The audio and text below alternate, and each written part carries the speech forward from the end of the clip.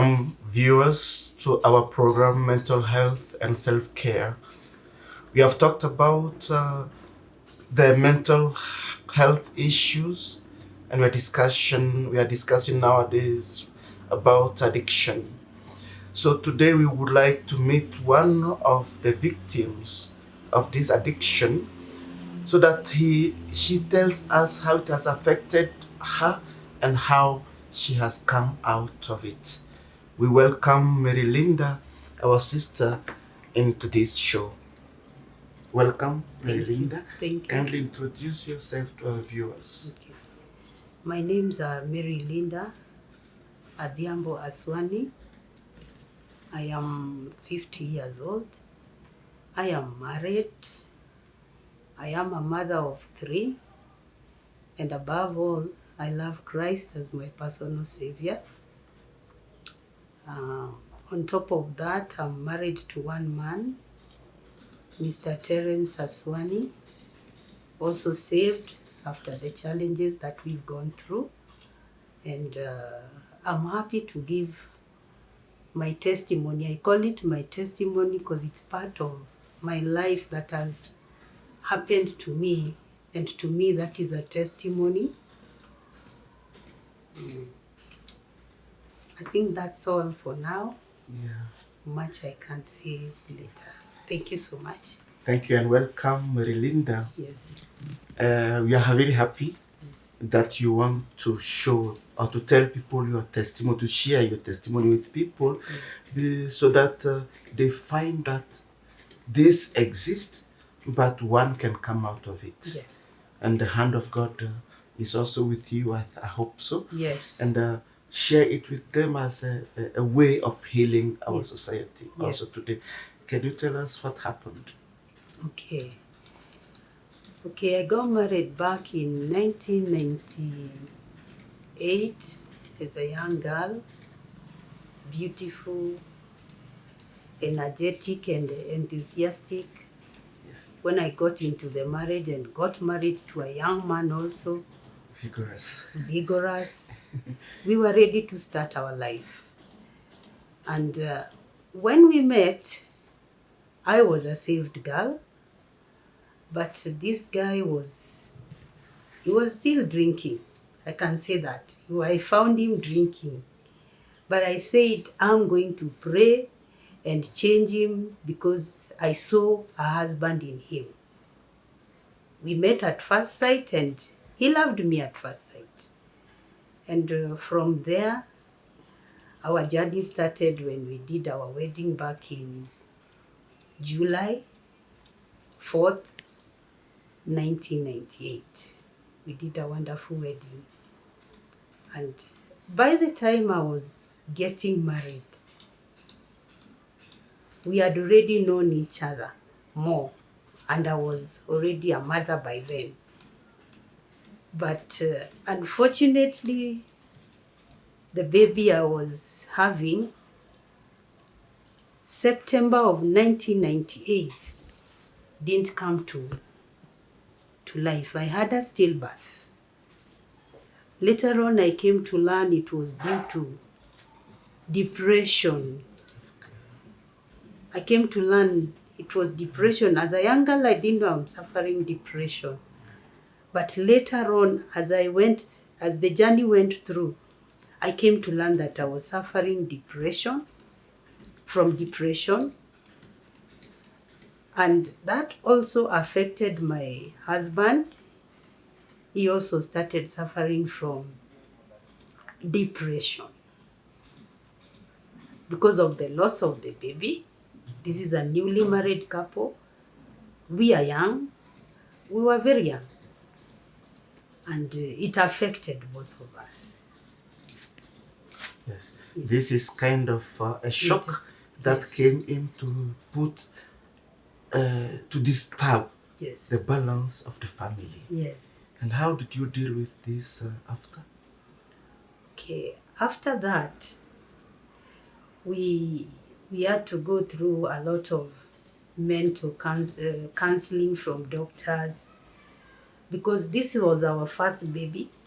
I had never had a baby. He had never had a baby. newly married young people, and we had to go through a lot of counseling. We went to doctors, we went to hospitals, but now the blame game started from there. I started blaming him that if it were not because of your drunkardness, it wouldn't have happened. And he started blaming me that if it were not for your recklessness, it wouldn't happen. Yeah. So the blame game started. Yes. Yeah. And the blame game can really reinforce or disturb more Yes. than all. Yes. Then how did you come out of it? We had to go through counseling. We had to go through, what we call it, this. We had to consult a lot of specialists. Therapy. Yes, therapy. And for me, as women, it's known that we can hold a lot. But for men, their stress does not hold so much.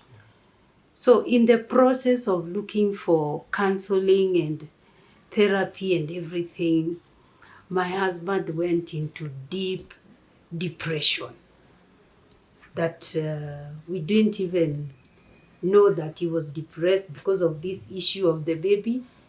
And also I started falling sick because even me now, I started becoming depressed. I also started now developing sicknesses in my body. So he's also sick, I'm also sick, and we are not understanding. We need therapy. It's now a blame game.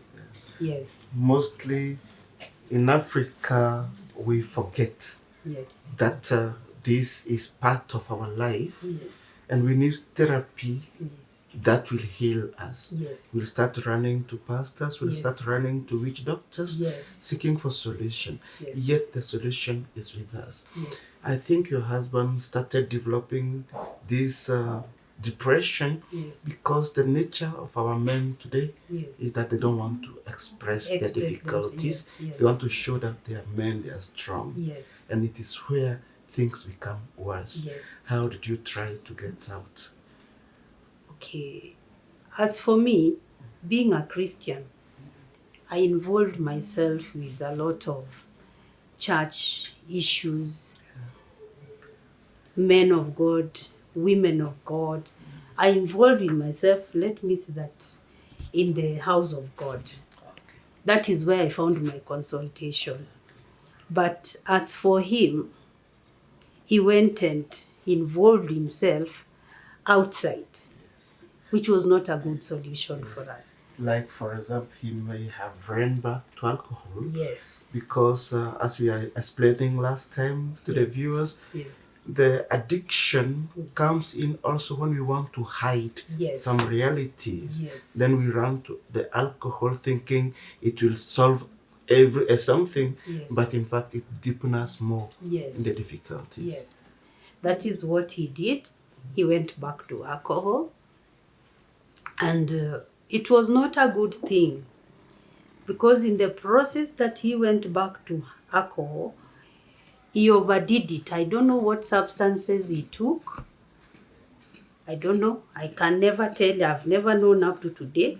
But one day, once we were just in the house, and just the two of us, the guy collapsed, and foam started coming out of his mouth.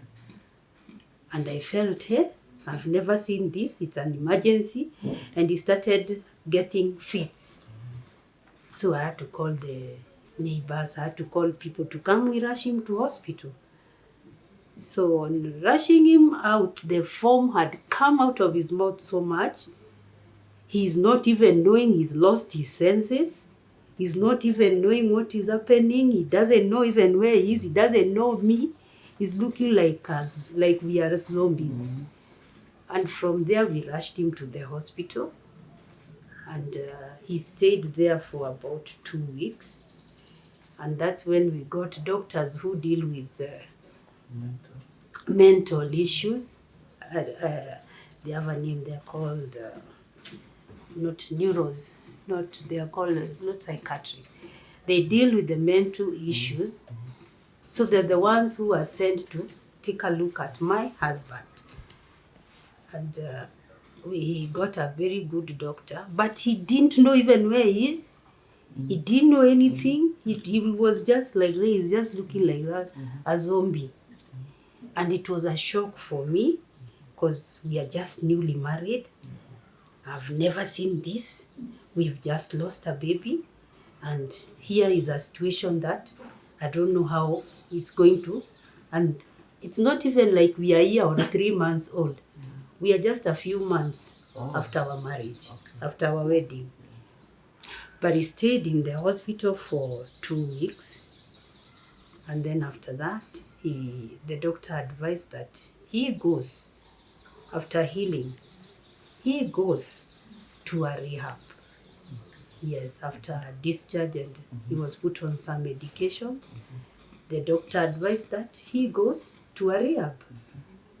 And after some time, he took the medications.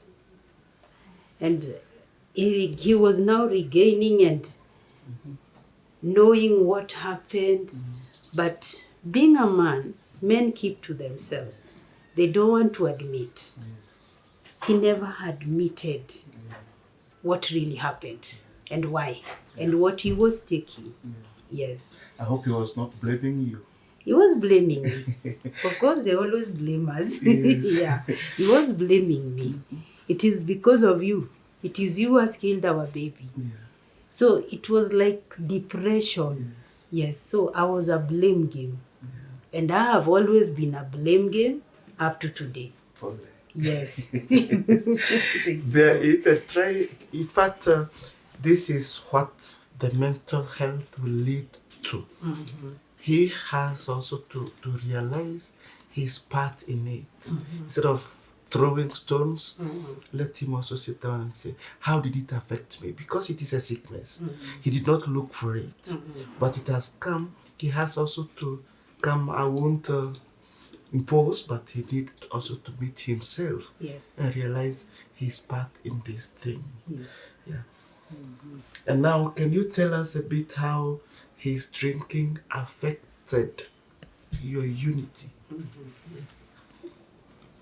Okay, due to this on and off drinking, the first time he went to the rehab, and after the discharge from the first hospital, he was taken to rehab. He agreed to be taken. But for me, I didn't see like he really agreed. It's like he had to do it. Because now I gave him a condition. It's either you change or this marriage is over. Yeah. And by that time, I had one son already. God had already blessed me with my firstborn son. So I told him, I can look after my child. Me, I'm working. You're not even working. There's nothing you are doing. So I don't see anything. Even if you leave, I'll still manage. So he recalled himself and decided, for the sake of my marriage and my child, I'll go for the rehab. So he went for the rehab. And he stayed there the 3 months that they normally stay there. The first month it was detoxification and the whole process. And I used to go and visit him. And when he left there, he was a transformed man. Very transformed. And he was ready now to take home the mantle as the husband, as the father, with the family. And due to alcoholism, he had lost his jobs. He's a very learned man. Very learned. He's a degree older. Me, I'm not even a degree older. Yeah, he's gone up to outside the country for his education. But you see what alcohol does to people? So he said, since I can't work, he offered now to work at their farm to support his family. The family has a farm, Okay. and he offered now to work at the farm to support his family. So from there, he started working at the farm. Yeah, Okay. yeah, We wind up there yeah, for now, yes. and we'll come back to continue it. What we are learning from this is alcoholism destroys. Destroys. It destroys you Yes. personally Yes. and destroys all around you. All around me. Thank you, Mary Linda, Yes. for this first series Yes. of your, how do we call it? Interview. Not interview, but your testimony that will heal somebody else. And we'll keep on praying. God is leading, God is guiding everything, and all will be well. Thank you, viewers, for following the testimony of our sister Mary Linda. May it give you something, take something from it to heal your family. Yes. Thank you.